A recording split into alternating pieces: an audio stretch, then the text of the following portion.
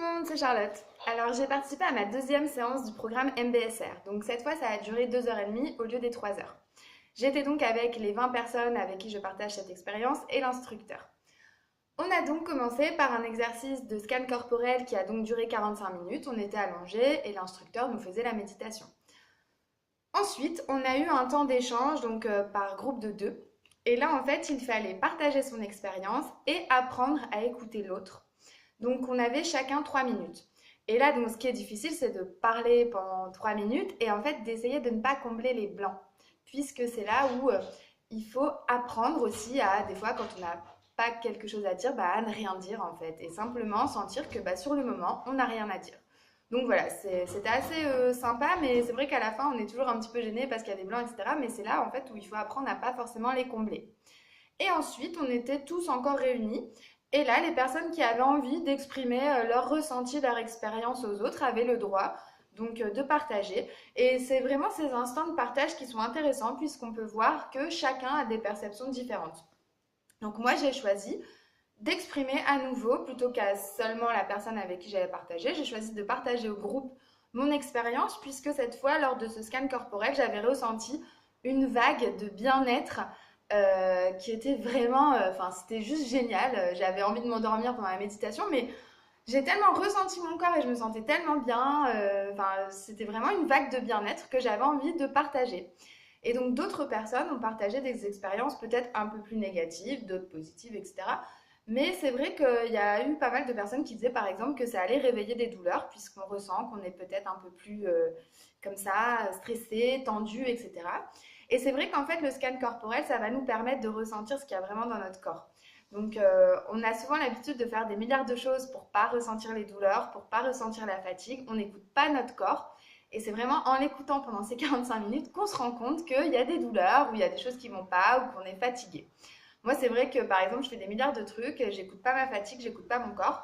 Et c'est quand je m'arrête que je sens que, ah ouais, là, je suis vraiment fatiguée, je suis vraiment épuisée, et il faut que je me pose en fait. J'aurais dû écouter un peu plus mon corps ou cette douleur, etc. Parce que c'est vrai que quand on est en mouvement, voilà, on ne ressent pas qu'on a mal à l'épaule, et c'est quand on se pose que là, la douleur, elle nous lance. Donc voilà. Ensuite, on a fait un exercice qu'on a dû faire à la maison et donc je ne vais pas donner la solution puisque cet exercice, en fait, c'est en cherchant la solution qu'on se rend compte de certains de nos mécanismes. Donc, on avait un carré qui était fait de 9 points, donc sur les côtés et à l'intérieur, et il fallait tracer des 4 lignes droites en reliant tous les points et sans repasser deux fois sur une ligne. Donc, cet exercice est hyper intéressant et en résumé, ça nous a juste permis de partir ensuite sur une autre réflexion, puisque je ne veux pas donner la réponse parce que j'ai pas envie de gâcher en fait l'expérience à ceux qui ont envie de le faire. Donc en fait, on en est juste arrivé à un point, c'est que il y a nous, il y a une expérience, un exercice, quelque chose qui se passe, et entre ça, il y a en fait nos filtres. Nos filtres, c'est en fait ce qu'il y a entre la réalité, ce qui se passe, et nous. Donc ici. Et nos filtres, ça va être notre éducation, notre histoire, notre famille, notre passé, nos peurs, etc., qui vont nous empêcher de voir peut-être d'autres choses ou la réalité telle qu'elle est vraiment. Donc, chacun a des filtres différents. Et c'est là où la méditation va nous apprendre à passer à travers ces filtres ou à voir d'une façon différente les choses. Donc, ça, c'était super intéressant en fait de se dire que on peut être deux personnes face à la même situation, mais nos filtres vont être différents. Et c'est là où il faut se rendre compte, en fait, se rendre compte de ces filtres. Bah oui, si j'arrive pas à faire cet exercice, c'est peut-être parce que on m'a toujours appris à penser de cette façon-là. Alors qu'en fait, si je m'ouvrais un petit peu, si j'enlevais mes filtres, je pourrais résoudre cet exercice puisque c'est pas la façon dont on m'a appris qui va me permettre de le résoudre. Voilà, donc il y a pas mal de dialogues avec l'instructeur, il nous apprend vraiment beaucoup de choses. On a aussi parlé du passé et du futur, c'est-à-dire qu'on est tout le temps dans le passé. Si j'avais fait ça, si j'avais pensé de cette façon, si j'avais dit ça, mais au final, le passé est passé, on ne peut rien y faire. Et le futur, alors si la personne, elle me dit ça, moi, je vais lui répondre ça, et si elle me répond ça, je lui répondrai ça cette fois. Et au final, on n'est jamais dans l'instant présent. Et la plupart des scénarios qu'on se fait, mais c'est des scénarios qu'on pourrait écrire pour Hollywood, quoi. Enfin, la plupart des scénarios ne se font pas.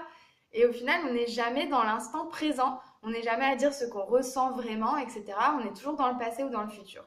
Et ça nous empêche de vivre pleinement l'instant présent. Et donc ensuite, après toutes ces discussions, enfin pas vraiment des discussions, c'est plus l'instructeur qui nous apprend des choses.